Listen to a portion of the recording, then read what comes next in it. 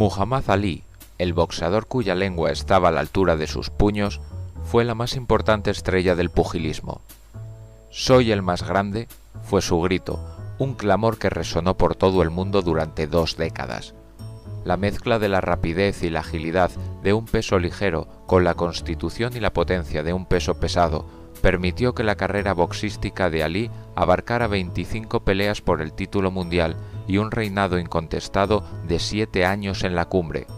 Ali fue un showman y un boxeador de increíble talento que puede reclamar el honor de ser considerado el mejor. El primer contacto de Muhammad Ali con el boxeo se produjo a los 12 años en su ciudad natal, Louisville, Kentucky, Estados Unidos. Nacido en 1942 e hijo de un afamado rotulista, le bautizaron Cassius Marcellus Clay y, a diferencia de otros boxeadores, no fue la pobreza lo que le empujó al cuadrilátero. El joven Cassius Clay disfrutó de una infancia confortable y su pertenencia más preciada fue una bicicleta. Cuando en una ocasión se la robaron, Clay denunció el hecho a un policía local. Este le aconsejó que, en vez de quejarse, ingresase en un gimnasio y aprendiera a luchar para defender lo suyo. Cassius Clay demostró rápidamente que poseía unas condiciones innatas para el deporte y empezó a hacerse un nombre. En alrededor de 200 combates de aficionado, en 5 categorías, ganó casi una docena de guantes de oro y títulos a nivel estatal y nacional. Su primer maestro, Joe Martin, remarcaba que el orgullo era su principal virtud. La incontinencia verbal del joven Cassius Clay le hizo ganarse el apodo de «el bocazas de Louisville», algo que a él le encantaba. De hecho, una parte de su estrategia consistía en insultar a sus rivales antes del combate y predecir, a menudo con poemas, cuándo iba a ganar la pelea. «La gente venía a verme con la esperanza de que alguien me cerrase la boca», comentó Clay, pero esto no sucedió muy a menudo. Con 18 años, Cassius Clay ganó la medalla de oro en los Juegos Olímpicos de Roma de 1960. Además de ser un boxeador con talento y un entusiasta competidor, su capacidad para dirigirse a las multitudes y excitarlas le granjeó un índice de popularidad inesperado para un novato. Había comenzado a funcionar la máquina de autobombo que le llevaría a ocupar un puesto en la cúspide del mundo del boxeo. Fue en los Juegos de Roma cuando Clay espetó al por entonces campeón del mundo de los pesos pesados Floyd Patterson, que estaba entre el público: «Algún día te voy a tumbar, porque yo soy el más grande». Cuando comenzó su carrera profesional, Clay parecía imparable. Tenía el físico idóneo para un peso pesado, 91 kilos, 1,90 m de estatura, una musculatura perfecta. Clay era muy ágil para lo que se estilaba y había desarrollado un juego de piernas que mareaba a sus oponentes. Aunque nunca fue un pegador nato, podía conectar poderosas series de golpes. Angelo Dundee, un entrenador con amplia experiencia en el boxeo, fue el encargado de pulir su estilo y endurecer sus golpes. Después de una serie de victorias sobre púgiles más experimentados, todo el mundo empezó a tomar a Clay en serio, sobre todo después de que derrotara al británico Henry Cooper en Londres. El famoso gancho de izquierda de Cooper casi acaba prematuramente con el combate, pero fue un Clay de 21 años el que se hizo con la victoria y con el derecho de optar al cetro mundial, en poder de un Sonny Liston, a quien Clay llamaba el Gran Oso Feo. El combate tuvo lugar en febrero de 1964. Muchos expertos pronosticaron una fácil victoria del campeón, pero Clay, en una de sus fanfarronadas previas, vaticinó su triunfo en 8 asaltos. Durante la pelea, el joven y duro aspirante bailó literalmente alrededor de Liston durante 5 asaltos, agotando físicamente al campeón. En el sexto, Clay conectó un par de golpes directos que fueron suficientes para acabar con Liston, que se retiró mientras Clay gritaba «Ya os lo había dicho». El nuevo campeón tenía tan solo 22 años. Clay tenía preparada una gran sorpresa para el día siguiente al combate. Convocó una rueda de prensa para declarar que renunciaba a su nombre de esclavo y se unía al movimiento de los musulmanes negros, dirigido por Malcolm X.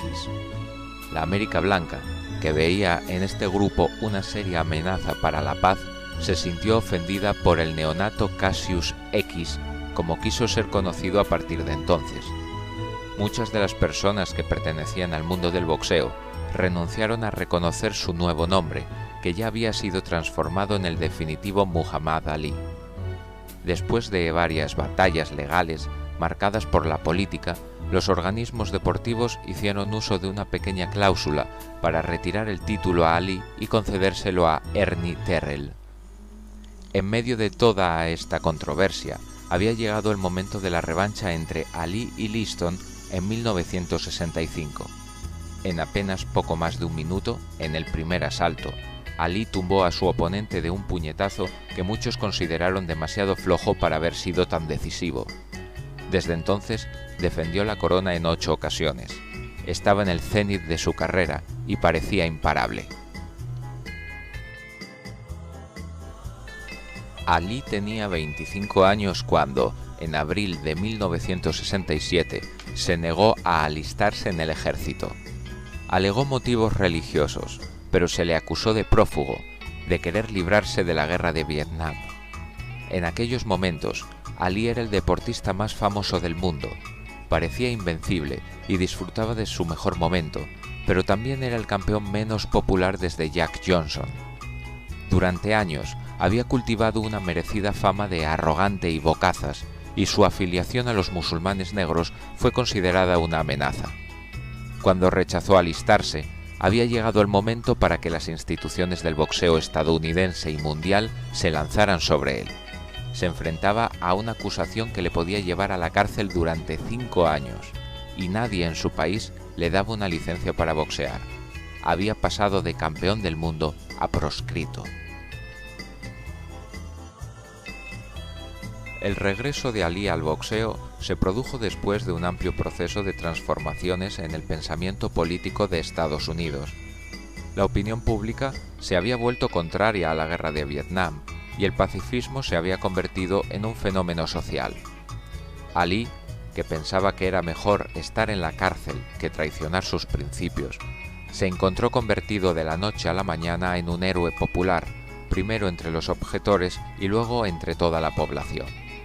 En junio de 1970, 3 años después de la sentencia contra Ali, el Tribunal Supremo admitió las creencias religiosas como objeción a servir en las Fuerzas Armadas. Esto permitió a Ali escapar de la cárcel. En agosto se le permitió volver a boxear, en Atlanta, y se concertó un combate para octubre contra Jerry Quarry, una nueva esperanza blanca que le había durado 7 asaltos al nuevo campeón, Joe Frazier. Muhammad Ali regresó al boxeo después de 3 años y medio de ausencia. Para muchos era demasiado tiempo para que tuviera serias posibilidades de volver a luchar por el título mundial. Antes de ganarse el derecho a luchar contra el vigente campeón, Joe Frazier, Ali tenía que probar que su prolongada ausencia del boxeo profesional no había reducido sus habilidades. Jerry Quarry, que había puesto en apuros a Jimmy Ellis y al mismo Frazier, podía ser una buena piedra de toque. En el primer asalto, Ali permitió que Quarry le llevara contra las cuerdas. En el tercero consiguió abrir una brecha encima de una ceja de Quarry. La herida comenzó a sangrar, no hubo manera de detener la hemorragia, y el combate se detuvo con victoria de Ali por KO. La rápida victoria sobre Quarry hizo que Ali se volviera ambicioso. 6 semanas más tarde, se enfrentó al argentino Oscar Bonavena, apodado Ringo, debido a su corte de pelo, al estilo del batería de los Beatles. Era un rival muy sólido, al que la prensa llamaba también Toro, que no había perdido en 53 peleas y que había aguantado 25 asaltos en 2 combates contra el mismísimo Joe Frazier. El combate se celebraría en el Madison Square Garden de Nueva York, cuyo presidente de la comisión de boxeo, Edwin Doley, había sido uno de los primeros en solicitar la descalificación de Ali en 1967. En la rueda de prensa que precedió al combate, Ali se sentó junto a Doley y se pasó todo el rato haciéndole muecas y riéndose en sus mismas barbas. Durante el pesaje de los púgiles, Bonavena también se llevó su parte, ya que Ali le llamó gallina y marica. Ali odiaba a Bonavena, y en los 3 primeros asaltos literalmente bailó alrededor suyo, humillándole en cuanto podía. A partir del 4.º round, comenzó a demostrar cansancio y volvió a su estilo de aguantar en las cuerdas. En el 9.º asalto, en el que había pronosticado su victoria, lanzó una ofensiva, pero el púgil argentino lo cazó con un golpe de derecha en la mandíbula, tras lo cual Ali se dedicó a contemporizar hasta el toque de campana. Después de esto, el combate siguió por derroteros más tranquilos hasta el último asalto, en el que Bonavena arriesgó para conseguir un golpe de KO. El argentino fue sorprendido con un gancho de izquierda y cayó a la lona. Bonavena caería 2 veces antes de una tercera cuenta de protección definitiva, que otorgó el triunfo a Ali por KO. Ali se había desembarazado de sus 2 primeros rivales después de su regreso de una manera más impactante de la que Frazier había ganado a los mismos púgiles. Todo el mundo quería que se celebrara el combate del siglo entre los 2 campeones invictos, una ocasión única en la historia del boxeo. Tan pronto como se llegó a un acuerdo para el combate, el 8 de marzo de 1971 en el Madison Square Garden de Nueva York, Ali comenzó su campaña de desprestigio contra Frazier. Sus comentarios buscaban herir a un Frazier que, mucho menos ocurrente, comenzó a anidar un fuerte resentimiento contra un Ali que había insistido desde su destierro que él era el verdadero campeón, el campeón del pueblo, y ahora le tocaba demostrarlo. En los 2 primeros asaltos, Ali volvió a deslumbrar, pero entonces invitó a Frazier a atacarle en las cuerdas. Frazier era más pequeño que Ali y administraba fuertes golpes al cuerpo de su oponente, que se revolvía con directos a la cabeza. Parecía que Ali se protegía bien hasta que, en el 11.º asalto, Frazier abrió su defensa con un gancho a la mandíbula. A partir de ese momento, Ali pasó a la defensiva. En el último asalto, Frazier volvió a conectar un potente gancho y Ali cayó, mereciendo una cuenta de protección. Ese golpe hizo que Frazier ganara el combate por decisión unánime del jurado. Los 2 boxeadores se habían castigado de una manera terrible y necesitaron cuidados médicos en un hospital. La mejilla de Ali estaba destrozada y su cadera tan castigada por los golpes de Frazier en las cuerdas que casi no podía andar. También en la derrota, Ali supo mostrarse como una persona sin límites. Se compró un coche al que puso matrículas chapadas en oro y comenzó a ganarse la simpatía y la admiración de muchos que hasta ese momento le habían odiado. La carrera de Ali estaba lejos de su final. 3 meses después de caer ante Joe Frazier, el Tribunal Supremo de Estados Unidos cerró definitivamente su caso y antes de acabar el año había ganado por KO a Jimmy Ellis y por decisión a Buster Mathis. En los siguientes 2 años, Ali se enfrentó a boxeadores sin demasiado cartel, pero esas peleas le ayudaron a hacerse famoso en todo el mundo. Derrotó a Junger Blin en Zúrich, a Mac Foster en Tokio, a George Chuvalo en Vancouver, de nuevo a Jerry Quarry en Las Vegas, a Al Blue Lewis en Dublín, a Floyd Patterson en Nueva York, a Bob Foster en Nevada y al húngaro Joe Buchner en Las Vegas. Entre diciembre de 1971 y febrero de 1973, Ali había permanecido invicto, pero su segunda derrota estaba a la vuelta de la esquina y vino de la mano de un desconocido. Ken Norton, un exmarine de poderosos músculos, había entrado entre los mejores pesos pesados sin derrotar a nadie conocido. Ali lo subestimó y Norton, con la ayuda del entrenador Eddie Fuchs, de un hipnotizador y de una buena dosis de suerte, supo aprovechar su oportunidad. En un momento del primer asalto, Ali abrió la boca para decirle algo, probablemente ofensivo, a Norton, cuando éste le sacudió con tal fuerza que le rompió la mandíbula, aunque nadie se percató de ello en los primeros asaltos. Ali insistió en seguir peleando, con la que luego resultó ser una fisura ósea de 6 milímetros, arriesgándose a sufrir un castigo mucho más severo. Su coraje fue en vano. Después de 12 asaltos, Norton ganó a los puntos. Esta lesión parecía el final definitivo a una carrera extraordinaria, de la misma forma que Joe Frazier había perdido de manera sorprendente el título mundial ante George Foreman. Se imponía un cambio generacional, pero no se tuvieron en cuenta las ganas de Ali de vengarse de Norton y Frazier y destrozar a Foreman para volver a ser campeón del mundo. En menos de 6 meses, Ali consiguió su primer objetivo, superar a Norton en una disputada pelea en Inglewood, California.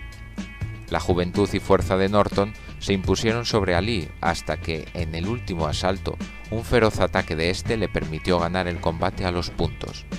A pesar de quedar decepcionado por la forma en que había derrotado a Norton, Ali no tuvo tiempo para pararse a pensar. 6 semanas más tarde se desplazaba a Yakarta, Indonesia, para vencer al holandés Rudy Lubbers ante 5.000 aficionados. El siguiente compromiso de Ali era el más importante de los últimos 3 años, la revancha con Joe Frazier. El combate tuvo lugar el 28 de enero de 1974 en el Madison Square Garden de Nueva York. De sus 3 enfrentamientos, este fue el más desigual. Frazier solo opuso una breve resistencia en el 8º asalto, y Ali ganó con una clara demostración de clase. 9 meses más tarde, llegaba el turno de George Foreman. Muhammad Ali tenía una segunda oportunidad para recuperar el título que el ejército y las autoridades deportivas le habían arrebatado.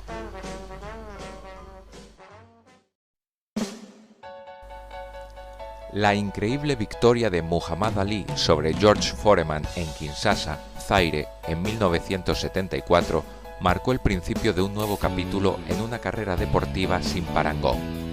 Ali era el campeón del mundo de los pesos pesados por segunda vez, pero también era el campeón en el corazón de sus compatriotas. En 1967, cuando fue apartado del boxeo por renunciar a luchar en Vietnam, muchos estadounidenses renegaron de él. 7 años más tarde, el sentimiento del país respecto a la guerra y al propio Ali había cambiado. De pronto, pareció como si la victoria sobre Foreman hubiera sido un episodio de justicia natural. Ali era el héroe de una película del oeste que había pagado su error y volvía por el buen camino. El clímax del renacimiento de Ali como héroe nacional se produjo cuando el presidente Gerald Ford le invitó a la Casa Blanca. Ali había sido reconocido como el mejor atleta de Estados Unidos. Fue elegido deportista del año por Sports Illustrated y púgil del año por The Ring, un reconocimiento que la revista le había negado 8 años antes, pese a admitir que lo merecía. A Ali le encantaba charlar con los aficionados y romper las medidas de seguridad que le rodeaban. Era feliz hablando con la prensa y no tenía miedo de expresar en público sus opiniones más controvertidas, como su apoyo a los musulmanes negros. Elijah Muhammad murió el 25 de febrero de 1975. Su hijo, Wallace, le sucedió como líder de la Nación del Islam, lo que provocó una suavización de la actitud de este movimiento hacia las relaciones raciales ante la sorpresa de muchos de sus seguidores, pero con el beneplácito de Ali, que aceptaba que había personas malas y buenas de todos los colores. En 1975 acabaron las celebraciones por el título reconquistado y Ali se centró en su carrera. Pese a su durísimo combate contra Foreman, al final de la pelea perdió el conocimiento por unos instantes y a su edad, 33 años, nadie pensaba en su retirada. Al revés, estaba garantizado que una pelea suya contra cualquier oponente colgaría el cartel de "no hay entradas". Su primer rival fue un verdadero trotamundos, Chuck Wepner. Don King estaba ansioso por continuar su relación con el nuevo campeón y le ofreció una bolsa muy generosa. La pelea se disputó en marzo de 1975. Menos de 2 meses después de derrotar a Webner, Ali se enfrentó a Ron Lyle. Fue un combate singular, en el que Ali estuvo a punto de perder su corona. No estuvo a un buen nivel, y Lyle rechazó caer en la trampa de Ali de apoyarse en las cuerdas, la que le había servido para derrotar a Foreman. Lil siguió sus propias reglas y tras los 10 primeros asaltos encabezaba las puntuaciones de 2 jueces e igualaba a Ali en la del tercero. En el 11º asalto, Ali explotó y alcanzó a Lil con una combinación de izquierda-derecha a la que le siguió una ráfaga de golpes que dejaron a su rival conmocionado. El campeón conminó al árbitro Fred Hernández a que detuviera el combate, lo que hizo solo después de que Ali llegara a lanzar 35 golpes sin respuesta de Lil. Ali ganó $1 millón por esa pelea, y el doble cuando aceptó el desafío del aspirante Joe Bugner 7 semanas más tarde. La pelea se disputó en Kuala Lumpur, Malasia. Era la segunda ocasión en la que Ali peleaba ante un público musulmán. La primera vez fue en 1973, contra Rudy Lubbers, en Yakarta, Indonesia. Para aumentar la expectación, Ali aseguró que se trataba de su última pelea antes de retirarse. 3 meses más tarde, Ali hacía frente al gran desafío que llevaba años esperando, un combate contra Joe Frazier. El campeón no deseaba otra cosa que derrotarle y desterrar cualquier duda sobre su superioridad. Pero antes tenía que librar una batalla en su vida privada. Ali había conocido y se había enamorado de Veronica Porsche, coincidiendo con la pelea contra Foreman en 1974. Veronica se convirtió en una persona más del entorno del campeón, pero la segunda esposa de Ali, Belinda, no renunció en ningún momento a defender sus derechos conyugales. En Manila, donde se disputó el combate contra Frazier, Ali llevó a Verónica a una recepción oficial del presidente Marcos. Este se refirió en términos elogiosos a la belleza de la esposa de Ali delante de los periodistas. Ali devolvió los cumplidos a la esposa de Marcos, así que no tuvo más remedio que presentar a Verónica como su mujer ante la prensa filipina. Newsweek publicó la historia en Estados Unidos y toda la prensa se hizo eco de ella. Ali se vio obligado a reconocer su infidelidad, un secreto a voces que nadie había publicado hasta entonces. Belinda cogió un avión a Manila, se presentó en el hotel de Ali y protagonizó una escena de celos con insultos y lanzamiento de objetos. Después, se metió en el primer avión de vuelta a casa. Este episodio perjudicó la imagen de Ali como modelo a imitar por los seguidores de la Nación del Islam. El entorno de Frazier confiaba en que esta historia afectara la preparación de Ali, pero el campeón rara vez se dejaba influir por cuestiones ajenas al boxeo. Pensaba que lo que hacía era lo correcto y no iba a cambiar de opinión ahora. Frazier siempre había sido un duro rival para Ali. Sus ataques implacables y su devastador gancho de izquierda le convertían en un boxeador mucho más difícil de batir que un pegador nato pero limitado como Foreman. También había cuestiones personales de por medio. Durante una conferencia de prensa, Ali llamó gorila a Frazier, una forma de cuadrar una de sus famosas poesías que dedicaba a sus rivales. Será impresionante cuando destroce al gorila en Manila. Ali hizo como si aporreara al gorila para demostrar cuál iba a ser el destino de Frazier. Este prefirió dejar todas sus energías para el ring. Su única obsesión era destruir a Ali. El deseo de victoria y venganza de los dos boxeadores hizo de este combate uno de los mejores de la historia. El combate se libró el 1 de octubre de 1975. Ali era el favorito, pues parecía en mejor forma que Frazier. Las apuestas se justificaron en los primeros 3 o 4 asaltos, hasta que Frazier comenzó a reaccionar. En el 11º, los dos púgiles se habían vaciado. Habían recibido tal castigo que difícilmente otros púgiles estarían en pie en las mismas circunstancias. Para colmo, el aire acondicionado del pabellón se estropeó, lo que acentuó la sensación de bochorno.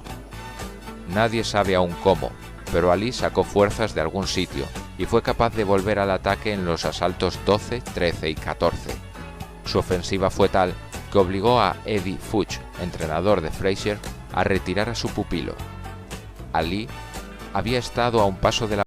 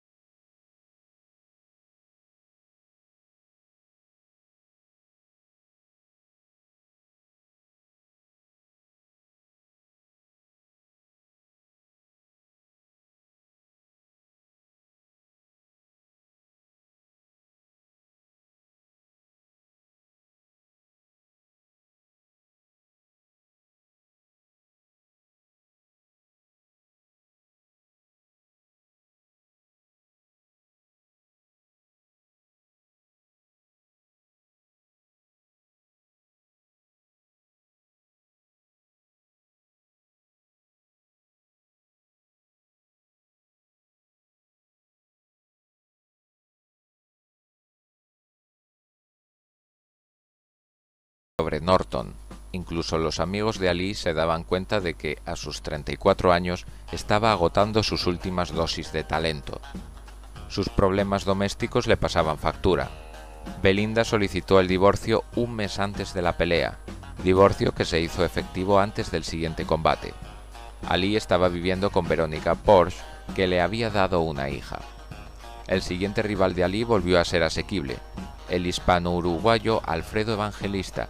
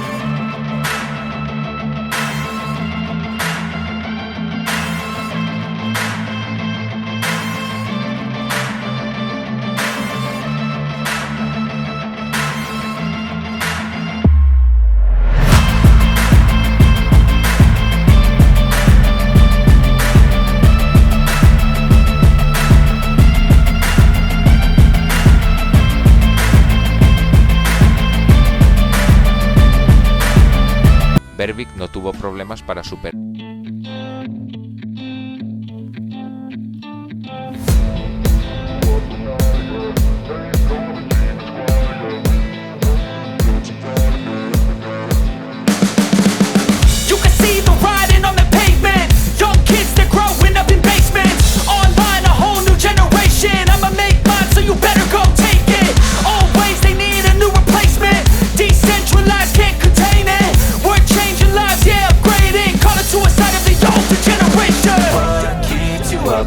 Yeah, make all the demons quiet. Yeah, we were built to thrive. Yeah, I think that we've all had enough. What keeps you up at night? Yeah, make all the demons quiet. Yeah, we were built to thrive. Yeah, I think that we've all had enough. Oh yeah, I think that we've all had enough. Sick of dealing with the old plan. They know that we're calling it wrong. You got me like, oh yeah, I think that we've all had enough. They know that we're calling it wrong. Hey, it's too late to try to go contain it. A generation fueled by creation. We live lives on a small screen nation. We control the airwaves, no negotiation. I refuse to think we need saving. Something good will come from creation. And when we think that the world is too anxious, we'll adapt, evolve, survive and save it. What keeps you up at night? Yeah, make all the demons quiet. Yeah, we were built to thrive. Yeah, I think that we've all had enough. What keeps you up at night? Yeah, make all the demons quiet. Yeah, we were built to thrive. Yeah.